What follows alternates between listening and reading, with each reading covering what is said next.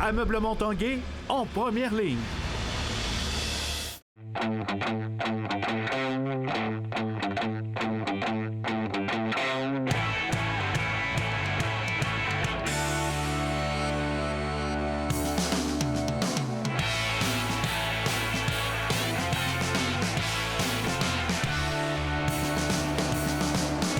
Bon mercredi à tous, bienvenue à l'Esprit sportif. Au menu de l'émission aujourd'hui, on vous présente un reportage sur la nouvelle entreprise Expérience Canot Atlas.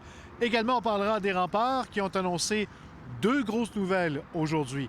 Mais d'abord, parlons de hockey midget 3A. L'Esprit sportif vous présente un reportage sur le Blizzard du séminaire Saint-François qui est présentement à sa mi-saison et présente une fiche de 14 victoires, 11 défaites au 6e rang du circuit. Jonathan Fournier a rencontré l'entraîneur-chef Frédéric Parent et quelques-uns de ses joueurs.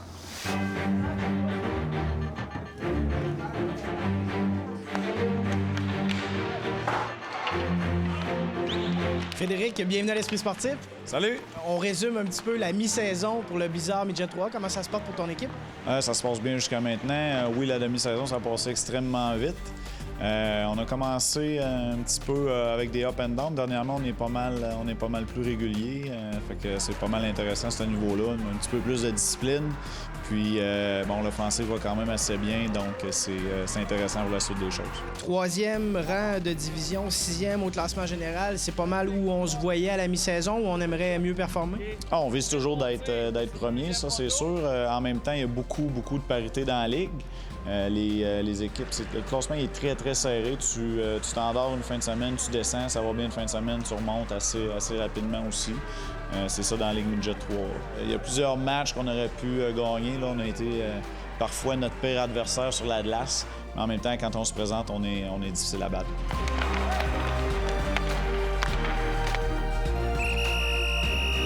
Trois de tes joueurs figurent dans le top 10 des meilleurs pointeurs de la Ligue. On marque beaucoup de buts, puis c'est un peu notre recette. Oui, ça va bien. Ils sont dans le top 10, comme tu dis, de la Ligue. Donc, au niveau offensif, ces trois joueurs-là se démarquent, c'est sûr et certain. Toute notre équipe est capable de contribuer. En ce moment, on est une position privilégiée au niveau des buts pour. C'est sûr qu'on va essayer d'améliorer l'autre colonne au niveau de la défensive, mais offensivement, ça se déroule bien. On est l'équipe qui a le plus de buts marqués. Je pense que c'est vraiment quelque chose qu'il faut continuer à faire tout au long de la saison. Alexis Morin performe vraiment bien, le meilleur pointeur de ton équipe jusqu'à maintenant, te rend de bons services. Effectivement, il est vraiment régulier depuis le début de la saison. Il n'y a presque pas de match que ça a mal été pour lui. La plupart du temps, il est là. Puis oui, il a les buts, oui, il a les points, mais il est capable de faire pas mal de choses. Il a vraiment amélioré sa game par rapport à l'année passée. On a des bons matchs. On a battu des équipes quand même assez importantes, des matchs contre Lévis, contre Magog. Là, on vient de perdre en fin de semaine contre Châteaugrand en tir de barrage. Fait que, je pense qu'on travaille fort, puis on est revenu dans le comeback. Fait que je pense qu'on est capable de bien jouer. Là. Jérémy Sainte-Marie joue aussi très bien. Oui, c'est la même chose. Ils ont joué la plupart des matchs sur le même trio. C'est une bougie d'allumage. Donc, il complète ses mises en échec, il est toujours proche du filet. C'est un exemple au niveau de l'éthique de travail, donc ça se passe bien pour lui. Toi-même et deux de tes coéquipiers sont dans le top 10 des meilleurs pointeurs de la Ligue en ce moment. C'est un classement qu'on regarde une fois de temps en temps? Des fois, on regarde ça, mais c'est plus important le classement de l'équipe pour nous, c'est sûr. Puis ce qu'on veut, c'est gagner, c'est pas faire le plus de points possible. C'est plus l'équipe qui compte. On a tout le temps du 3-4 goals par match, fait que c'est sûr que ça va bien. Puis je pense que c'est pas juste ces trois joueurs-là, c'est pas mal toute l'équipe qui contribue à ça. Là. Tout le monde produit, que ça soit, on n'a pas de 1, 2, 3e ligne. Toutes les lignes sont pas mal égales, fait que c'est ça qui fait qu'on performe bien. Les bonnes performances de Charles Boutin, c'est pas une surprise pour toi? Non, c'est pas une surprise. Il a énormément de talent, donc c'est un joueur qui est très, très offensif. Il a des mains qui sont extraordinaires. Son patin est extrêmement fluide. À chaque fois qu'il est sur la glace, il est capable de provoquer quelque chose. Donc, beaucoup d'offensives. Il a amélioré son jeu défensif. Je le vois se replier comme il ne faisait pas l'année passée. Donc, il a amélioré ça énormément. C'est très bon pour lui et pour l'équipe. À la défensive, Émile Chouinard fait du bon travail? Très régulier. Lui aussi, l'année passée, il avait un rôle qui était moins important. Cette année, c'est un général. C'est difficile de jouer contre lui. Sa portée fait que c'est un défenseur très efficace. Il joue contre les meilleurs joueurs des autres équipes. Puis c'est un atout pour notre club. Le Blizzard du Séminaire Saint-François se rendra à Saguenay dans les prochains jours afin de participer au tournoi de mi-saison, le Challenge Midget 3A. Un bon test pour la meilleure offensive de la Ligue. C'est sûr qu'on veut se rendre le plus loin possible, puis on a une bonne préparation jusqu'à là, donc ouais, ça va bien. Pendant des choses, on veut faire une bonne impression puis montrer qu'est-ce qu'on est capable comme équipe, c'est sûr. OK, on change rien, là. On change pas grand-chose par rapport au plan de match pour le challenge. Effectivement, c'est un test, OK? Parce que c'est beaucoup de hockey en peu de temps. Quand tu veux te rendre le plus loin possible, bien, les séries, la Coupe TELUS, c'est beaucoup de matchs en peu de temps. Donc, c'est un petit peu la même chose. Il y a plus de monde dans les estrades, plus de visibilité. Donc, on va voir effectivement les joueurs, comment ils vont réagir face à ça. Je suis pas inquiet. On a un club qui a du caractère, puis ça devrait bien aller. Bonne fin de saison, bon challenge au Blizzard. Merci. Merci beaucoup.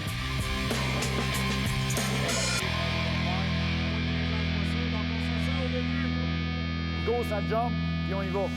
Parlons maintenant des Remparts de Québec qui avaient 2 nouvelles importantes à communiquer aujourd'hui. D'abord, Patrick Roy a transigé aujourd'hui en échangeant son capitaine Félix Bibeau au Saguenay de Chicoutimi en retour d'un choix de première ronde en 2020 et d'un choix de première ronde en 2021. Également chez les Remparts, c'est le 26 janvier prochain qu'on soulignera le 40e anniversaire du premier match des Nordiques de Québec dans la Ligue nationale de hockey en présentant un match où les Remparts seront vêtus de bleu. Et Alain Côté avait cette invitation à lancer aux partisans des Remparts. C'était il y a 40 ans. Les Nordiques de Québec arrivaient dans la Ligue nationale de hockey. Les estrades étaient pleines, il y avait de l'ambiance, la ville était bleue. Dans ces années-là, les Nordiques étaient même propriétaires des Remparts. C'est pourquoi les Remparts vous invitent à venir célébrer ce moment historique le 24 janvier prochain. Habillez-vous en bleu, sortez vos couleurs des Nordiques, venez faire du bruit et recréer l'ambiance de l'époque. Je vous attends pour que tous ensemble, on fasse vibrer le centre vidéo. Voilà, après la pause, on parle canot à glace.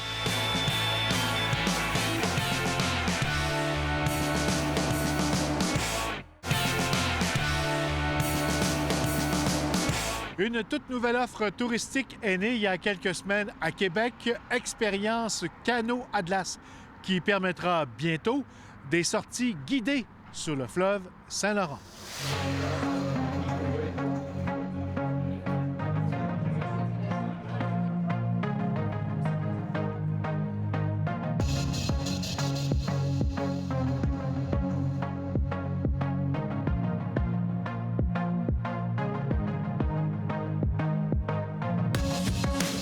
Julien, on parle canot à glace aujourd'hui. Canot à glace Expérience. En quelques mots, qu'est-ce que c'est?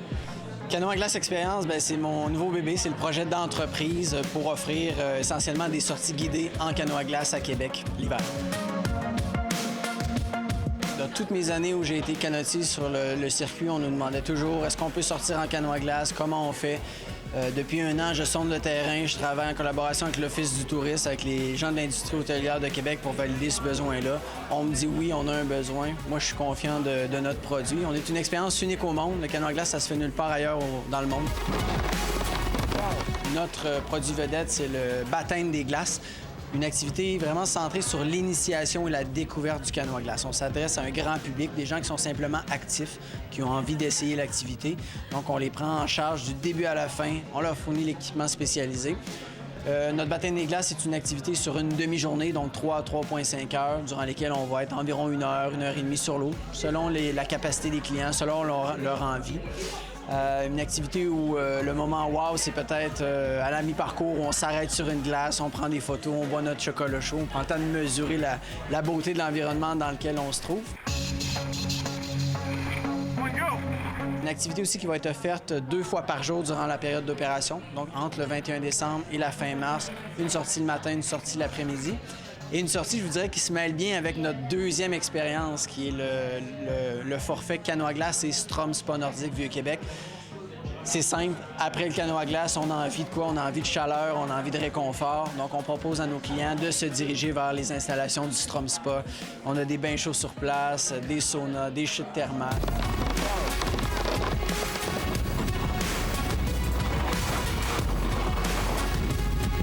Et si on retourne en arrière, il y a plusieurs années, il a existé le Mythe des glaces. Oui, le Mythe des glaces, c'est un projet mené par des gens que je connais bien, entre autres Bruno Harvey, qui est un oncle. Et puis, je pense que c'était à l'époque la même passion qui l'animait, cette passion-là pour le partage de ce sport-là qui est tellement typique du Québec et puis qui nous anime.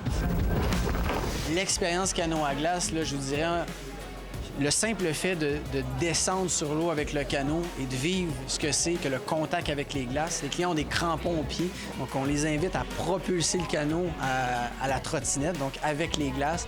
On monte sur les glaces. Je vous dirais que le bruit environnant de l'espèce de crunch des glaces, le fait de passer de l'eau à la glace, tout ça fait partie de l'expérience. Sur Terre, on fait une mini-formation, simulation à la rame, les transitions pour aller à la trotte ensuite. Puis après ça, on peut trotter sur la neige, étant donné que le canot, il est ciré pour limiter l'adhérence. Puis à ce moment-là, les clients, ils sont en confiance pour pouvoir se déplacer, participer à l'expérience, puis vivre ça à 100% avec leur guide là, pendant la sortie.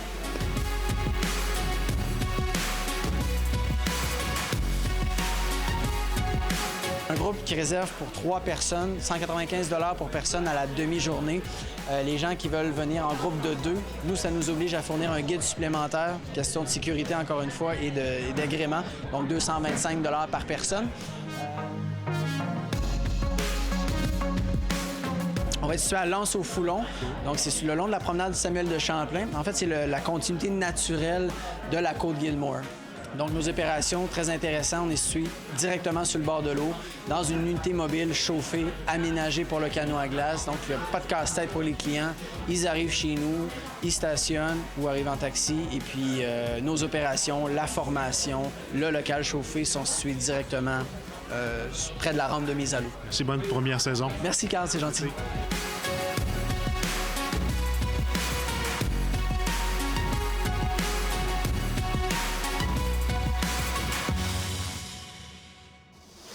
Voilà qui complète l'Esprit sportif. On se donne rendez-vous demain. Bye bye tout le monde.